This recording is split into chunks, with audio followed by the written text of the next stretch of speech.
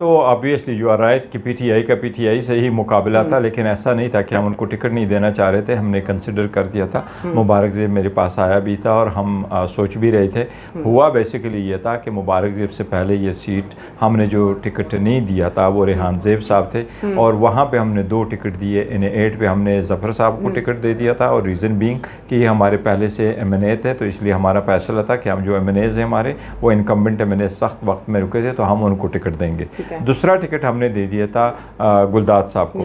गुलदाद साहब को हमने टिकट दिया। अब उसकी डेथ के दौरान ये जो इलेक्शन हुआ ये वो बाई इलेक्शन किस्म का था, जो एक्चुअली वो जनरल इलेक्शन का एक हिस्सा था। उसमें चूँकि ऑलरेडी हमारे टिकट उनके पास थे, और हम कोशिश फ़कत ये करना चाह रहे थे कि अगर ये दोनों जीत जाए तो हमारे पास सुन्नी इत्तेहाद काउंसिल की एक सीट आ जाएगी। और जो एक इशू है कि सुन्नी इत्तेहाद काउंसिल है वो एक पार्लियामेंट्री पार्टी है कि नहीं, उस तनाजुर में हम देख रहे थे। अदरवाइज़ हमने लोगों को छोड़ दिया था कि जैसे चाहे वो अपना फैसला कर ले। और रेहान ज़ेब का भाई मुबारक ज़ेब जो भी लड़ रहा था वो भी खान साहब के टिकट के साथ लड़ रहा था, तस्वीर के साथ लड़ रहा था, और PTI वाले ही चल रहे थे, और इंशाल्लाह वो हमें दोबारा ही ज्वाइन करेंगे और हमारे साथ होंगे। So no big deal, it was for this purpose कि हमने अपने उन कैंडिडेट को पसंद किया था। ठीक है, तो आप मतलब ये तासुर देना कि PTI उसको ज़रूर सपोर्ट करेगी, क्योंकि वो खान साहब के पास हमारे पास आए थे और हम उनको कह रहे थे, और हमने ये नहीं था, मैंने वीडियो रिकॉर्ड करवाया था। हम चाह रहे थे कि लोग गुल ज़फ़र को सपोर्ट करें, हम चाह रहे थे कि लोग गुलदाद को सपोर्ट करें, लेकिन हमारे वर्कर है वो बिल्कुल फ्री है, वो डिसाइड करते हैं, वो लोकल डायनामिक्स कुछ और है, उन्होंने उसको वोट दिया, हम उसकी बरकदर की निगाह से देखते हैं, और इंशाल्लाह वो सीट भी हमारी ही है, उसका भाई कोई डिफरेंट नहीं है। नहीं, मैं अब ये एक जो है लोग फैसला खुद करते हैं, लेकिन हम चाह रहे थे कि हमारे कैंडिडेटों को दिया जाए, पर उसके पास सिंपैथी का वोट ज़रूर आया। उसकी भाई की डेथ हो गई थी, शायद लोग चाह रहे थे कि उसकी भाई की डेथ हो गई है और इसी के लिए करे, और वो भी पार्टी के बड़े अच्छे वर्कर थे, तो इसलिए पीपल का जो भी फैसला होगा वो यही है। तो हम तो नहीं समझते हैं कि बाजू जो है कोई इतना बड़ा इशू है, वो तो बड़ा है। हम जिसका इशू समझते हैं वो पंजाब है। जिस तरीके से कल इलेक्शन हुए, it was a day of shame, it was a black day. ये डेमोक्रेसी के लिए अफसोसनाक दिन था।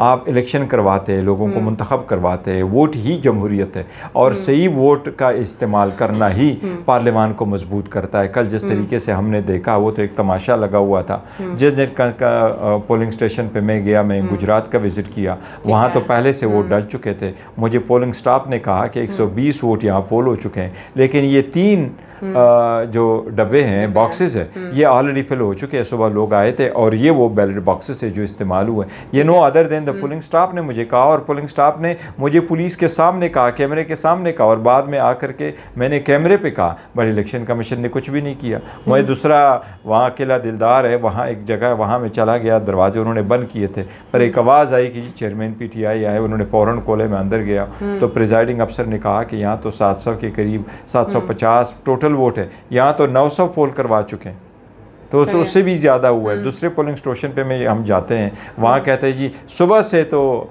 वोट सारे डल चुके हैं। दूसरे पोलिंग स्टेशन पे हम जाते हैं तो हमारे वोटर को, जो पोलिंग एजेंट हैं, इनको बाहर निकाला है, और वहाँ 1 नहीं 2 नहीं 3 SHO वहाँ आए हुए हैं और वहाँ बैठे हुए। पुलिस का इतनी ज़्यादा तादाद में क्या काम है? पुलिस जिसकी ड्यूटी लगी हुई वही लोग पोलिंग स्टेशन के अंदर हो, तो वो लोग उससे ज़्यादा लोग अंदर क्या कर रहे थे? तो ये इलेक्शन कमीशन को इसका लिहाज करना होगा। इलेक्शन कमीशन को मेक श्योर करना होगा कि ये इनकी जिम्मेदारी है, इलेक्शन फ्री, फेयर और ट्रांसपेरेंट हो। और इलेक्शन कमीशन इस मरतबा किसी चीज़ को नहीं जस्टिफाई कर सकता। KPK में फ़कत 4 कंस्टिट्यूंसीज थे जिसमें इलेक्शन हो रहे थे, पंजाब में 12 कंस्टिट्यूंसी थी जिसमें इलेक्शन हो रहे थे। तो 12 कंस्टिट्यूंसी पे आपने RO और DRO को जुडिशरी से क्यों नहीं लिया? आपने मेक श्योर क्यों नहीं किया कि वहाँ ऐसा हो? आपने कैमरे क्यों नहीं लगवाए? अगर सेंसिटिव आपने कैमरे क्यों नहीं लगवाए?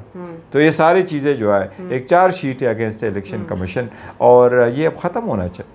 अच्छा, ये आपके गिले शिकवे तो इलेक्शन कमीशन से चलते आ रहे हैं। मेरा सनाउल्लाह और उसकी स्टेटमेंट का ताल्लुक है, तो he is out of the crease. उसकी बात को हम सीरियस नहीं लेते, नहीं वो गवर्नमेंट में, नहीं उसको गवर्नमेंट वाले कंसिडर कर रहे। वो जिसका साथी था, जिन लोगों ने उसको बाहर रखा तो बाहर ही है।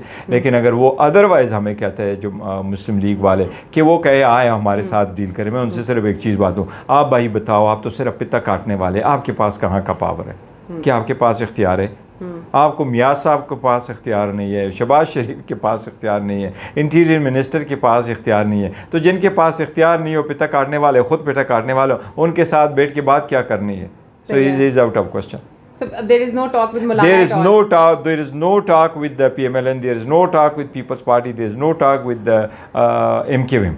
और जहाँ तक मौलाना साहब का ताल्लुक है तो हम बात करेंगे। हम चाहते हैं कि वन पॉइंट एजेंडा पे हमारे साथ आए। हम कोशिश ये करना चाह रहे थे, कोशिश ये करना चाह रहे हैं कि आइंदा किसी भी इलेक्शन में कोई भी रिगिंग ना करे। और ये एक जनरल पब्लिक कंसर्न है और होना भी ऐसे चाहिए कि इलेक्शन जब जब हो उसमें रिगिंग ना हो।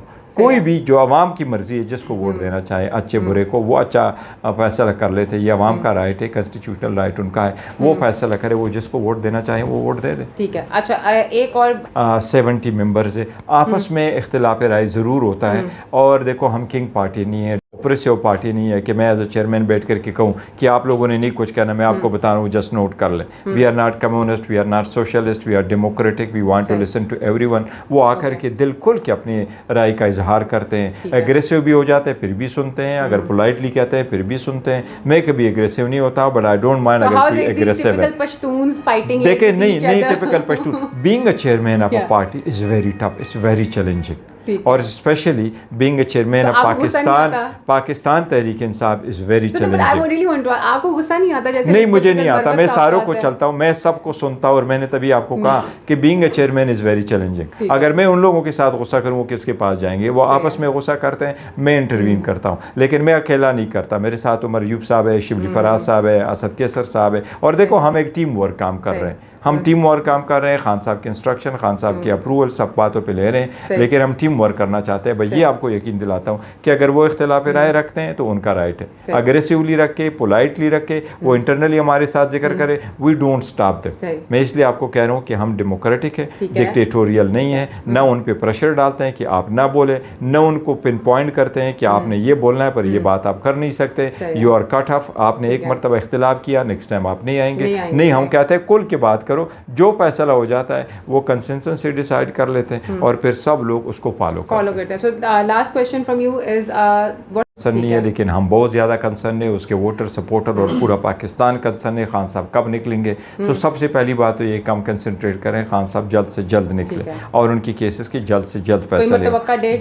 मुतवक्का डेट देखें ना, अभी चल रहे हैं, आज भी चल रहे हैं, तो ये हम कोशिश कर रहे हैं कि जल्द से जल्द मेरी सारे केसेस का फैसला और खान साहब बाहर आ जाए। और जहाँ तक तहरीक का ताल्लुक है तो हमारी कोशिश यही है कि जुडिशरी इंडिपेंडेंट है तो ये मजबूत हो, इसमें इंटरफेरेंस ना हो। मैंडेट के लिए कोशिश कर रहे हैं। देखो, अगर 9 फरवरी को फार्म 45 कन्वर्ट हो के फार्म 47 में ना गलत तरीके से कन्वर्ट होते तो कल का दिन ना देखना पड़ता। अगर इलेक्शन कमीशन कल के दिन कुछ करता तो आज के दिन में ऐसा ना होता।